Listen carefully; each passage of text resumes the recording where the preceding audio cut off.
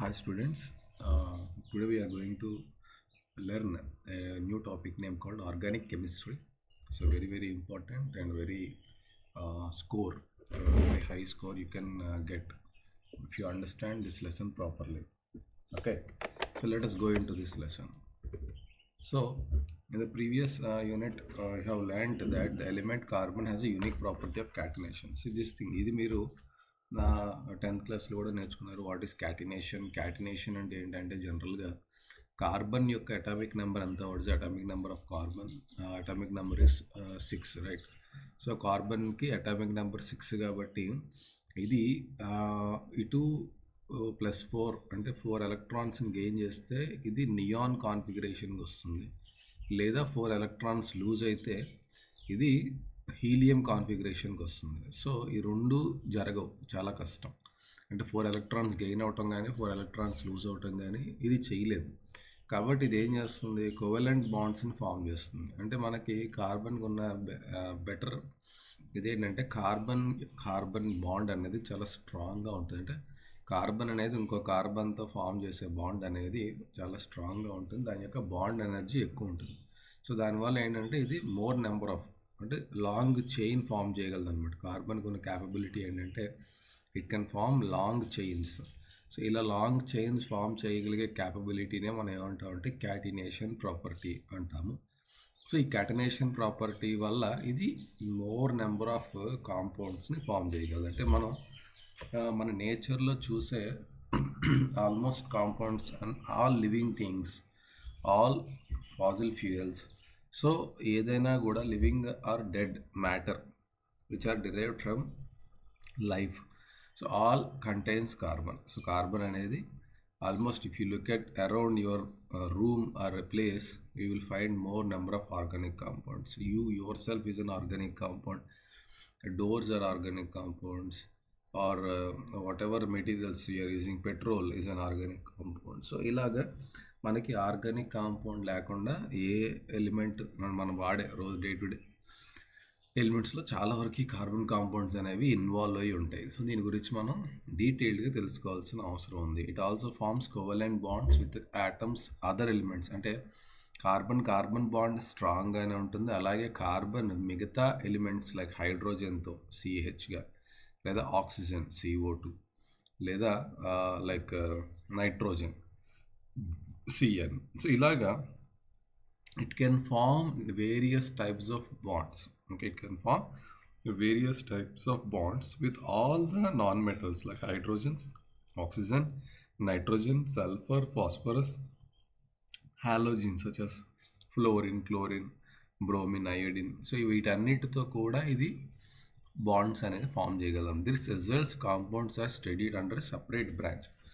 దీనికి ఇన్ని కాంపౌండ్స్ తయారు చేయగలిగే క్యాపబిలిటీ ఉంది కాబట్టి, అండ్ నేచర్లో ఉన్న ఆ కాంపౌండ్స్లో మనం స్టడీ చేసే కాంపౌండ్స్లో 90% ఆర్గానిక్ కాంపౌండ్స్ ఉంటాయి కాబట్టి, అంటే దీని గురించి మనం సపరేట్గా చదవాల్సిన అవసరం పడుతుంది. ఎందుకంటే major compounds are organic compounds and ఇవి ఫామ్ అయ్యే విధానం వేరేగా ఉంటుంది. వీటి యొక్క ఫార్మేషన్ కానీ, వీటి యొక్క అక్కరెన్సెస్ కానీ, వీటి ప్రాపర్టీస్ కానీ ఇవన్నీ డిఫరెంట్గా ఉంటాయి. ఇది కార్బన్తో బేస్ అయ్యి ఉంటాయి కాబట్టి ఈ కార్బన్ గురించి మనం సపరేట్గా చదువుతాం అన్నమాట. చాలా చాలా ఇంపార్టెంట్ కూడా.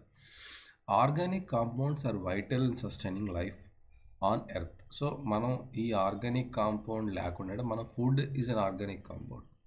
మనం ఫుడ్ లేకుండా బతకగలమా? So without food we cannot survive. So ఈ ఆర్గానిక్ కాంపౌండ్స్ లేకుండా మనం ఎర్త్ మీద బతకటం ఈజ్ ఇంపాసిబుల్. సో మన genetical information in the form of deoxyribonucleic acid, DNA, protein, ఇవన్నీ కూడా these are organic compounds. So మన బ్లడ్లో ఉండేటువంటి మజిల్ కానీ, స్కిన్ కానీ ఇవన్నీ కూడా organic compounds. Appear in materials like clothes, మనం వేసుకునే బట్టలు, వాడే పాలిమర్స్, డైస్ కానీ, మెడిసిన్స్, ఇవన్నీ కూడా ఆర్గానిక్ కాంపౌండ్స్. ఇలాగా what not everywhere you see you will find an organic compounds. Science of organic chemistry is about 200 years old. ఈ science అనేది 200 years ముందు నుంచి ఉంది. అరౌండ్ 1780లో కెమిస్ట్ కనుక్కున్నారు ఈ ఆర్గానిక్ కాంపౌండ్స్ని. సో యాక్చువల్లీ ఆర్గానిక్ కాంపౌండ్స్ అనేవి ప్లాంట్స్, యానిమల్స్ నుంచి డిరైవ్ అవుతాయి. And inorganic compounds prepared from mineral resources. So mineral sources అంటే మనకి ఈ ఆర్గానిక్ కాంపౌండ్ అనేది ఎప్పుడు వస్తుందంటే ఆ కార్బన్, ఫర్ ఎగ్జాంపుల్ కార్బన్ అనే దాంతో ఇన్ఆర్గానిక్ కాంపౌండ్స్ కూడా ఉంటాయి. Like CO2 is not a carbon compound. CO2 is an inorganic compound. CO2 is not derived from a source which contain life. So minerals నుండి వచ్చేది ఈ కార్బన్ ఏదైతే ఉందో, minerals నుండి నాన్ లివింగ్ థింగ్స్ నుండి derive అయినటువంటి కార్బన్ ఇన్ఆర్గానిక్ కార్బన్గా మనం చూస్తాము. లివింగ్ థింగ్స్ ద్వారా డిరైవ్ అయిన కార్బన్ని ఆర్గానిక్ కార్బన్. సో ఇక్కడ మనకి you see this mineral sources నుండి వచ్చినటువంటి కార్బన్ ఇన్ఆర్గానిక్ కాంపౌండ్స్ని ఫామ్ చేస్తుంది. ప్లాంట్, యానిమల్ నుంచి డిరైవ్ అయిన కార్బన్ ఆర్గానిక్ కాంపౌండ్స్ని ఫామ్ చేస్తుంది. సో అయితే ఈ ఆర్గానిక్ కాంపౌండ్స్ని తయారు చేసే కార్బన్ న్యాచురల్గా తయారవ్వదు. ఇది ఒక వైటల్ ఫోర్స్, అంటే ఒక భగవంతుడి సృష్టిలాగా ఒక ఎవరో తయారు చేస్తేనే అవుతుంది తప్ప నేచురల్గా మన మినరల్ రిసోర్సెస్ నుంచి కార్బన్ అయితే బయటికి తీయచ్చు. కానీ ఈ ప్లాంట్ నుంచి కార్బన్ కానీ లేదా హ్యూమన్ లైఫ్లో ఉన్న కార్బన్ని మనం తయారు చేయలేదు. భగవంతుడు vital force, some divine force దీన్ని తయారు చేసింది. సో ఆ వైటల్ ఫోర్సే రెస్పాన్సిబుల్ అన్నట్టుగా 1828 దాకా ఉండేది. However this notion was rejected in 1828. So Wohler అనే ఒక సైంటిస్ట్, ఒక కెమిస్ట్, ఆయన ఆర్గానిక్ కాంపౌండ్ని ఇన్ఆర్గానిక్ కాంపౌండ్ని వాడి, అంటే ఒక ఇన్ఆర్గానిక్ కాంపౌండ్ ద్వారా, అంటే అమోనియం సయనైట్ అనేది ఒక ఇన్ఆర్గానిక్ కాంపౌండ్. సో ఈ ఇన్ఆర్గానిక్ కాంపౌండ్ని వాడి ఆయన కొంచెం హీట్ చేసినప్పుడు అది ఒక ఆర్గానిక్ కాంపౌండ్గా అమోనియం సైనేట్ కాస్త యూరియా NH2CO సో యూరియాగా కన్వర్ట్ అయ్యింది. సో యూరియా అనేది న్యాచురల్గా కూడా వస్తుంది by using some composting. So urea అనేది న్యాచురల్గా వస్తుంది. అదే యూరియా సింథసిస్ చేయగలిగారు ల్యాబ్ లెవెల్లో ఒక కెమికల్ అల్యూమినియం సైనైడ్ని హీట్ చేయడం ద్వారా. దీని ద్వారా ఏమర్థమైందంటే ఆర్గానిక్ కాంపౌండ్స్ని తయారు చేయడానికి వైటల్ ఫోర్స్ అక్కర్లేదు. So anybody can do. So this has changed the understanding about organic chemistry. So ఇక్కడ నుంచి దీని యొక్క ఫౌండేషన్ స్టార్ట్ అయింది. The pioneering synthesis of acetic acid. తర్వాత ఇంకా ప్రయత్నించగా కోల్బ్ అనే సైంటిస్ట్ 1845లో he has synthesised acetic acid. ఆయన ల్యాబ్లో without using any vital force కాకుండా ఒక మనిషే ల్యాబ్లో ఎసిటిక్ యాసిడ్ని తయారు చేశాడు.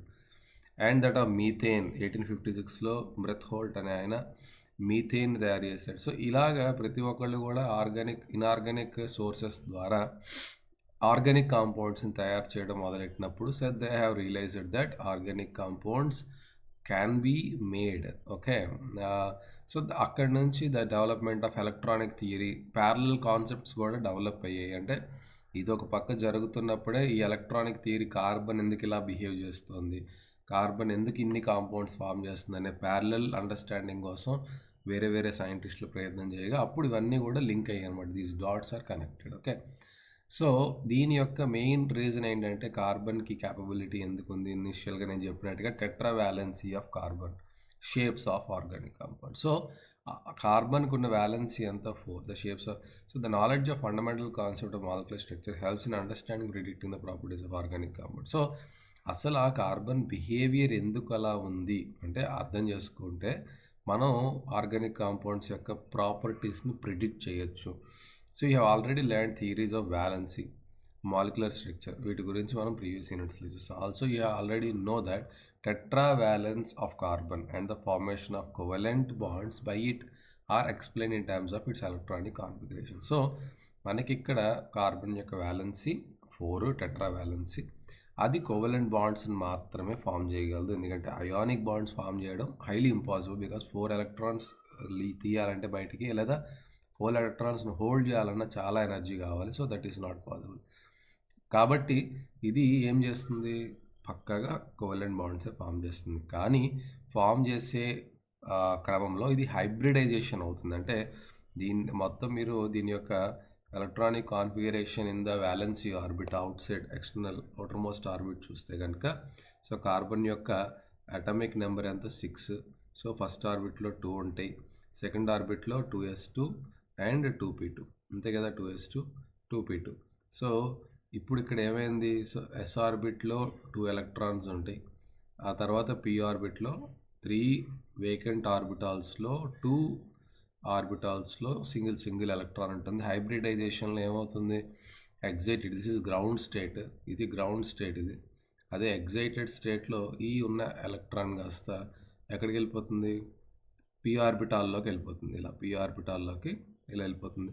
సో ఇది it has now got 4 vacant orbitals. ఈ హైబ్రిడైజేషన్లో s 3 p ఆర్బిటాల్స్ వస్తే కనుక that is called sp3 hybridisation అంటాం. ఇలాగా it can form sp3 hybridization, it can form sp2 hybridization, it can form sp hybridization.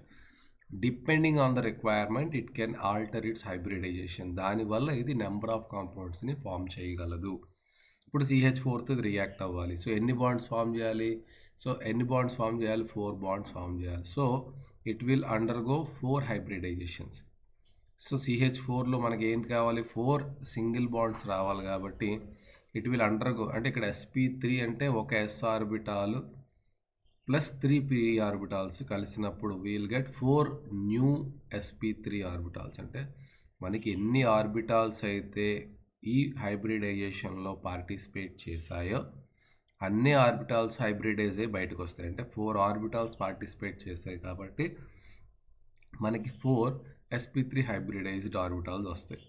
అలాగే ఇందులో ఇంకో క్యాపబిలిటీ ఏంటి, ఇది ఫర్ ఎగ్జాంపుల్ C2H4 ఉంది, ఈథీన్ ఉంది,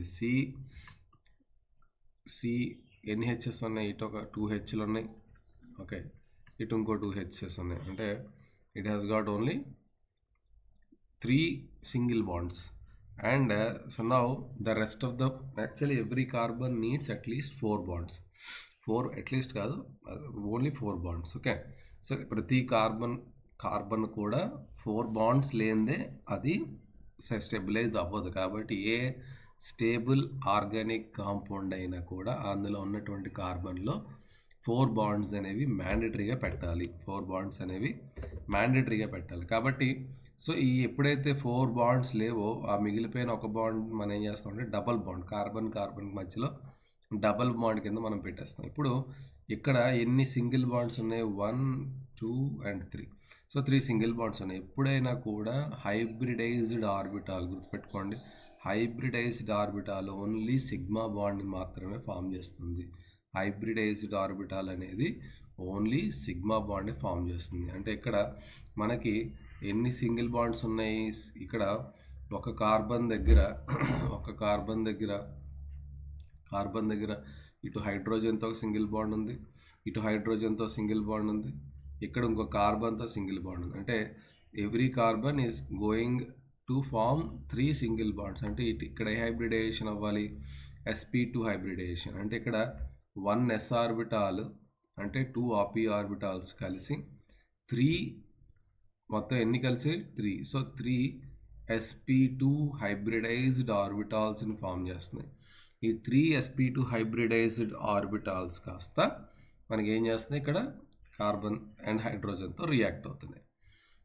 అలాగే ఇక్కడ నెక్స్ట్ ఇదే carbon it can also form C2H2 అంటే then we have only got 1 hydrogen. So ఇక్కడ 1 హైడ్రోజన్తో 1 సిగ్మా బాండ్, ఇది కార్బన్ మధ్యలో సెకండ్ సిగ్మా బాండ్. మిగతా ఏవైతే మిగిలిపోయాయి ఇంకా 2 బాండ్స్ కార్బన్ మధ్యలో పై బాండ్ కింద ఫామ్ అవుతాయి. ఓకే, సో ఇక్కడ టోటల్ 2 సిగ్మా బాండ్స్ ఉన్నాయి. కాబట్టి ఇక్కడ ఏ హైబ్రిడైజేషన్ అవుతుందంటే 1 s ఆర్బిటాల్ 1 p ఆర్బిటాల్ కలిపి ఒక 2 ఆర్బిటాల్స్ పార్టిసిపేట్ చేసాయి.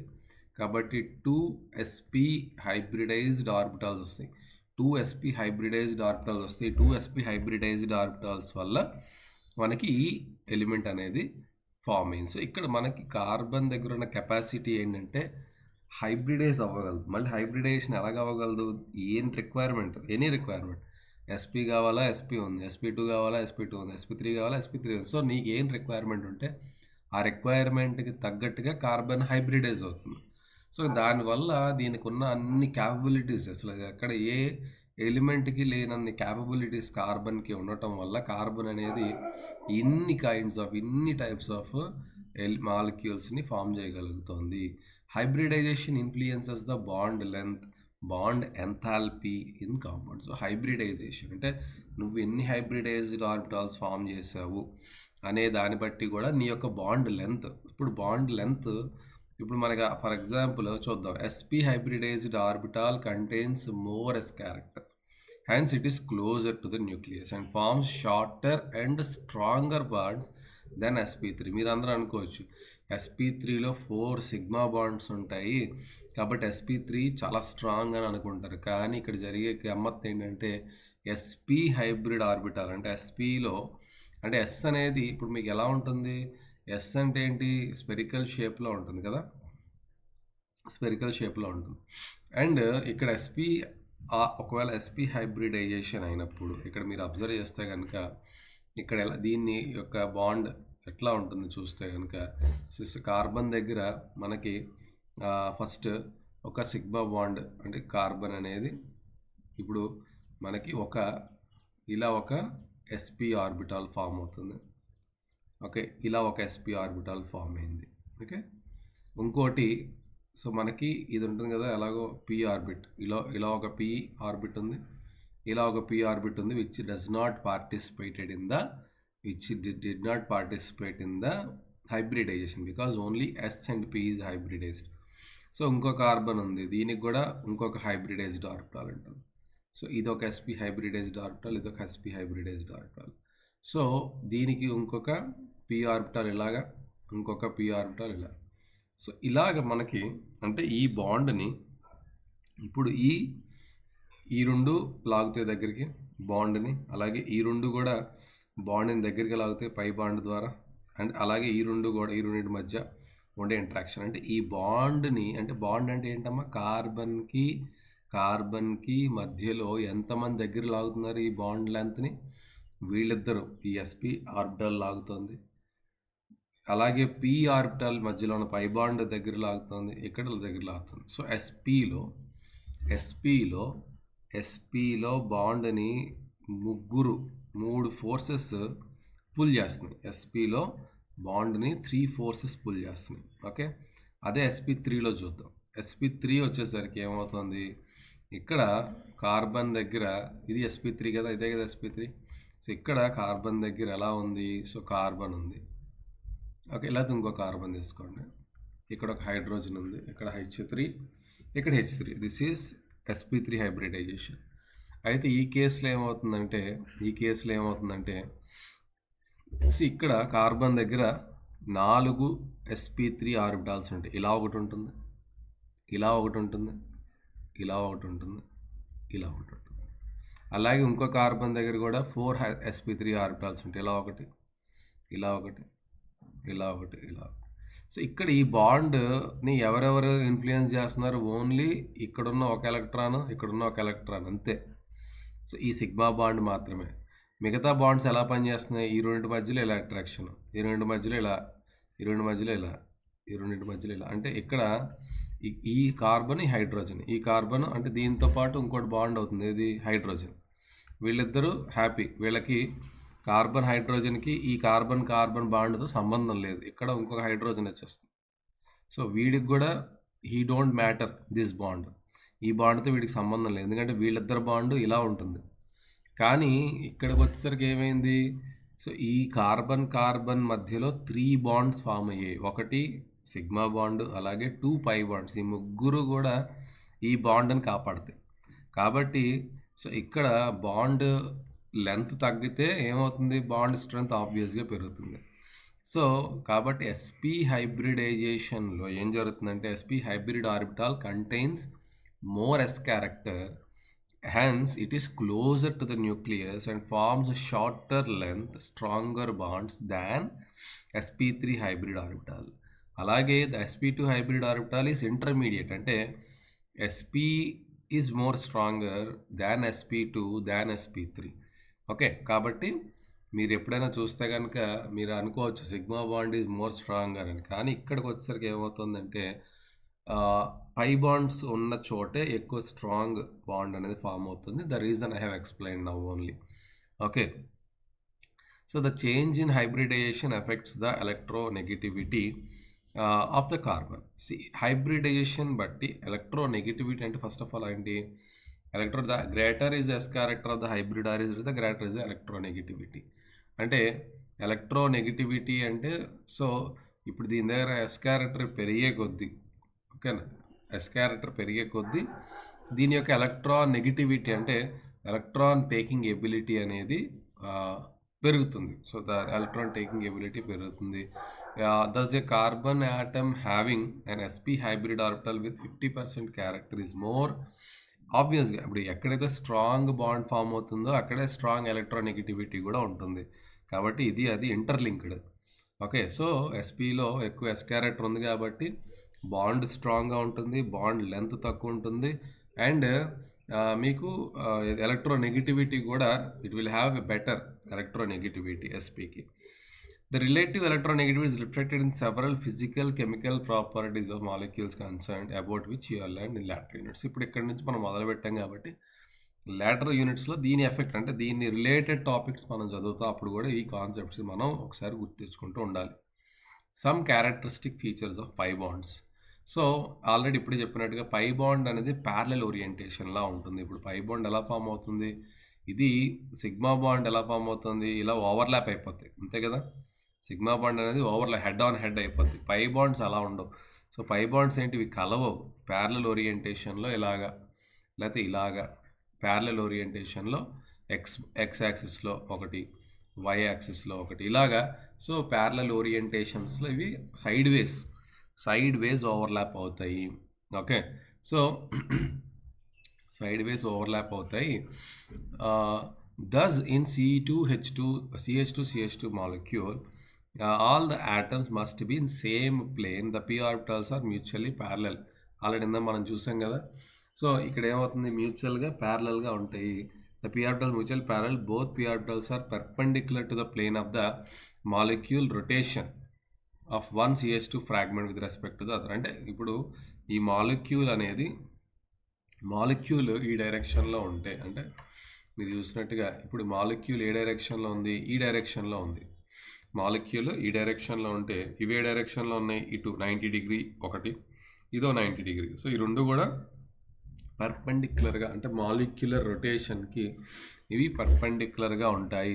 మళ్ళీ చెప్తున్నాను, the p orbitals are mutually parallel. p orbital రెండు ప్యారలల్గా ఉంటాయి, కానీ both the p orbitals, but the 2 p orbitals అనేవి perpendicular to the plane of the molecule. So ఇది plane of the molecule, this is plane of molecule. ఇప్పుడు ఈ plane of మాలిక్యూల్కి, అంటే ఇప్పుడు ఇలా ఉంది plane of molecule. So this is the plane of molecule. So ఇది ప్లేన్ ఆఫ్ మాలిక్యూల్ అయితే, ఓకేనా, ఇది ప్లేన్ ఆఫ్ మాలిక్యూల్ అయితే ప్లేన్ ఆఫ్ మాలిక్యూల్కి ఇవి ఎలా ఉంటాయి. సో ఇది ప్లేన్ ఆఫ్ మాలిక్యూల్, ఇది for example this is plane of molecule. ఈ ప్లేన్ ఆఫ్ మాలిక్యూల్కి ఒకటి ఇలా ఒక డైరెక్షన్లో, ఇలా ఒక డైరెక్షన్లో. సో ఇలాగా పర్పెండిక్యులర్గా ఉంటాయి ఒకదానికొకటి, పర్పెండిక్యులర్స్. ఇది 90 degree, it makes 90 degree, it makes 90 degree. So ఇలాగే this is plane of molecule. ఈ ప్లేన్ ఆఫ్ మాలిక్యూల్కి p ఆర్బిటాల్స్ అనేవి పర్పెండిక్యులర్గా ఉంటాయి.